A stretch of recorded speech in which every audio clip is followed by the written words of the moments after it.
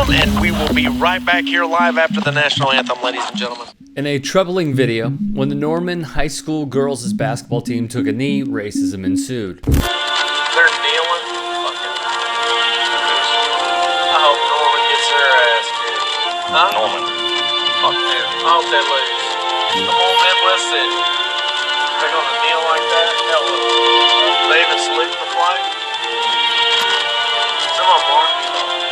Fucking niggers. The man caught using the N-word on a hot mic is this man, Matt Rowan, a bigot who has likely said this and more many times over. Only difference is he just got caught.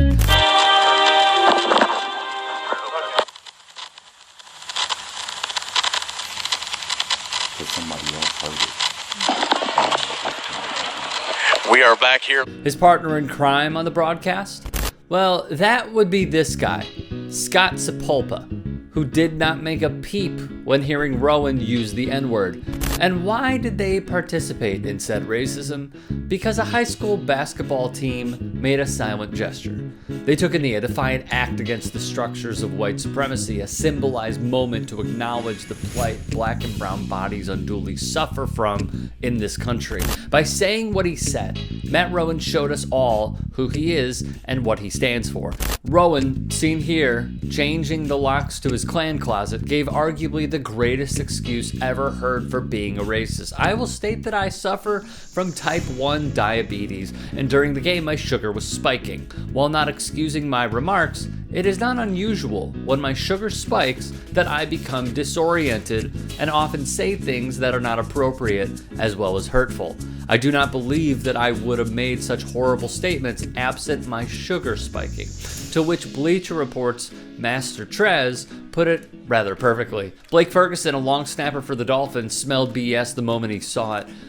I am embarrassed and offended that someone would use T1D as a pathetic excuse for saying something like this, Ferguson wrote in part. OSPN Live has made their voices heard loud and clear, posting messages on Facebook with pro-standing imagery and supportive messages. A far cry from the support Norman High gave the team after Rowan outed himself. Scott Sepulpa, through his own inaction, outed himself. It was discovered Rowan's co-host has a Parler account that follows the likes of pro-Trump accounts, South Dakota Governor Kristi Noem, tons of Fox News hosts, Raphael Ted Cruz, Ivanka Trump, Laura Trump, and Tiffany Trump. Just as an example, Sepulpa liked these two posts, one saying he hoped God miraculously made Trump president, and the second that Trump is vetting 2022 candidates. While Rowan was hoping the Norman High girls basketball team would lose because they took a knee,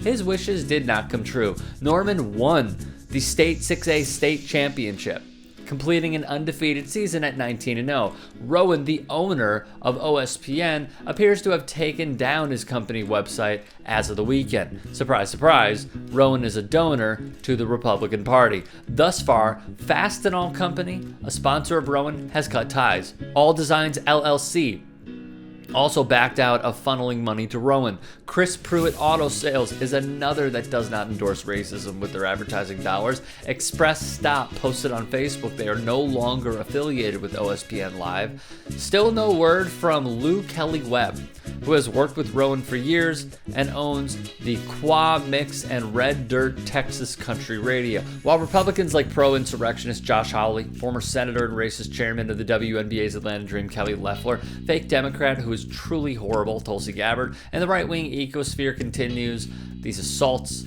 on the CC mantra, I wonder where they are on this subject. As for Rowan, at first he denied ever making these racist statements, appearing to blame his co-host on the broadcast of Norman High's game. So the diabetes excuse is the second of how many?